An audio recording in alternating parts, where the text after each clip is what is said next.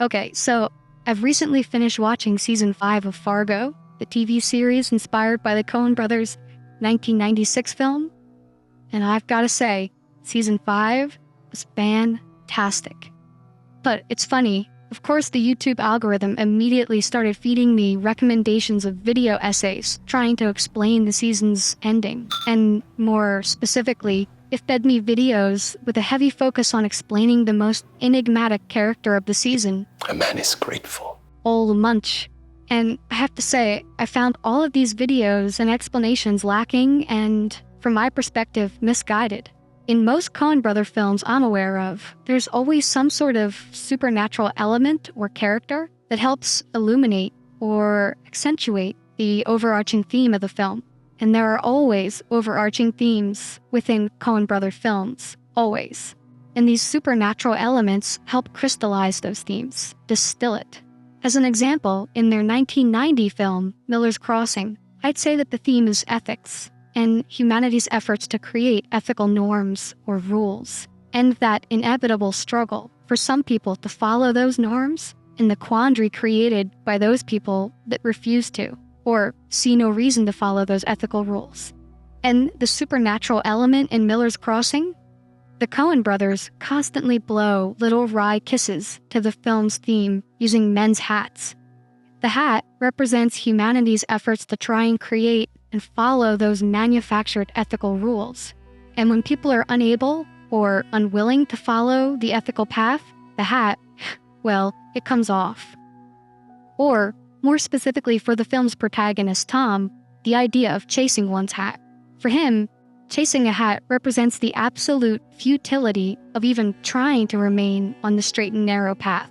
And even though Tom literally says a man chasing his hat is foolish, the whole beginning of the film is Tommy running around town trying to get his hat, chasing after it, all the while witnessing others not following the rules of ethics and paying the price, or pushing that price onto him. And in 1998's The Big Lebowski, the theme is lies and deceit. It's hard to tell who's telling the truth and who isn't. The film is basically the dude trying to unravel the lies being thrown at him and to expose the truth. I mean, he's getting different stories from everyone because they're all out to get different things from him.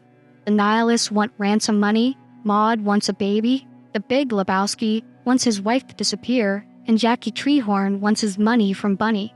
And Walter just wants to feel excited and in control of his existence again. But then there's the character named The Stranger, who also functions as the narrator of the film. And when the stranger appears in the film, he's almost like a ghost, showing himself to the dude. The stranger bookends the story and makes an appearance halfway through the film as well, just when things are looking quite dire. And he gives the dude a pithy bit of truth. Sometimes you eat the bear, sometimes the bear eats you. But also, he ends with his prophetic, "Take her easy, dude."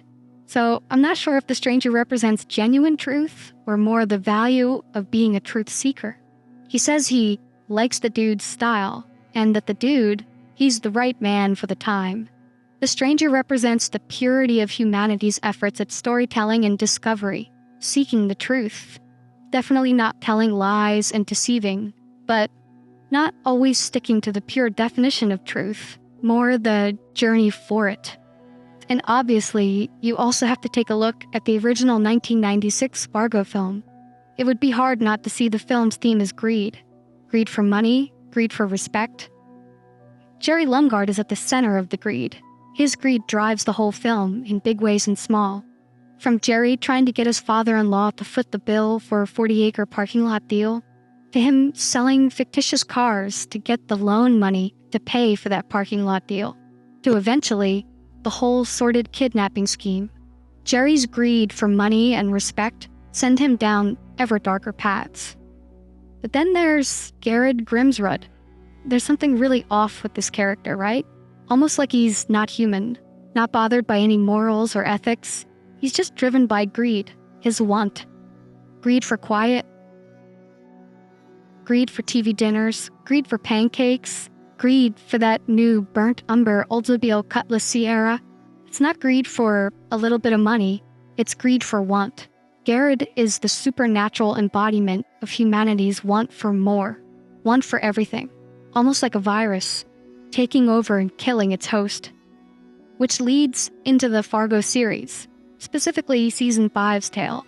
It's not exactly subtle that Season 5's theme is debt. Debt owed and debts paid. The power of debt held over people, held over humanity, the breakdown it can cause, even shattering the well-known Minnesota nice, neighbor against neighbor, which is how Dot explains it. The debt that Dot, the mama bear, feels she owes her adopted community.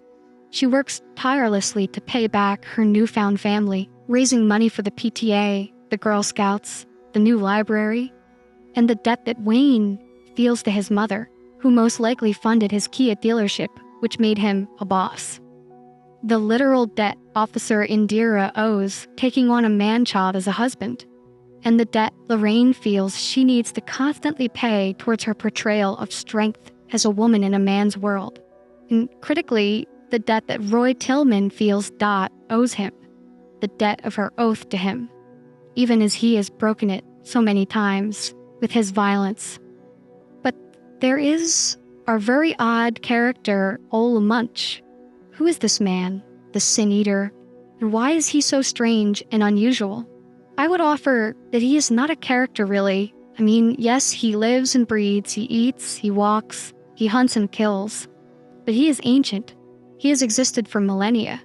He has seen and witnessed man's cruelty, seemingly through humanity's ascendance, or maybe through all of man's progression. He has witnessed firsthand the sins of the rich purchasing absolution on their deathbeds, the rich man erasing the debt accrued of his lifetime of greed, envy, and cruelty. All that sin absolved with 2 coins, a bit of food, and the imagined foisting of his sin onto Ole. His last act, trying to buy the soul of a man, trying to buy forgiveness of the God he owed his humanity to. So Ole is that supernatural element that showcases and distills the danger and inevitable destruction resulting from never-ending debt and man's cruelty to one another over that debt. That is why he seems so relentless, coming to collect his debt, his pound of flesh, a year after he freed the Lioness. But there is hope. The Lioness, Dot, invites Ole to stay in their home and partake in a meal together. A meal made with love and joy and forgiveness. And be forgiven?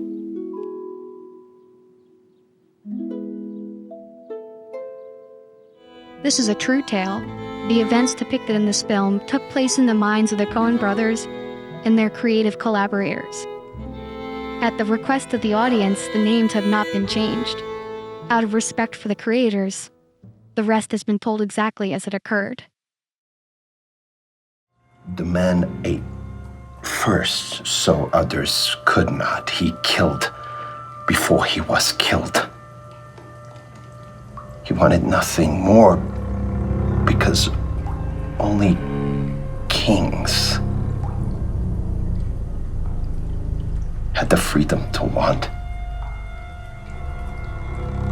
But now, everywhere you look, you see kings.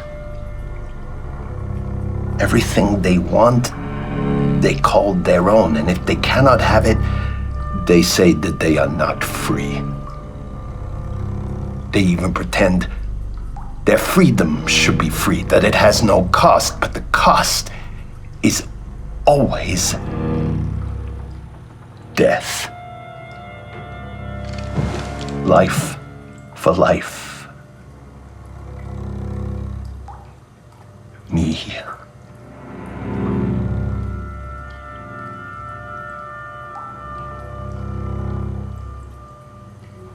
Or you.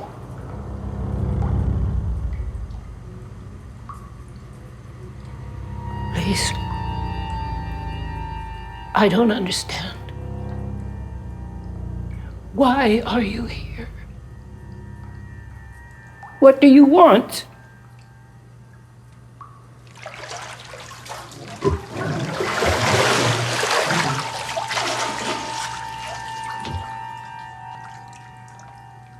Pancakes. Hey there. So, this is a brand new little experimental channel, and if you like this video, hit that like button. Really appreciate it. And if you'd like to see more of this kind of stuff, hit subscribe. Thanks.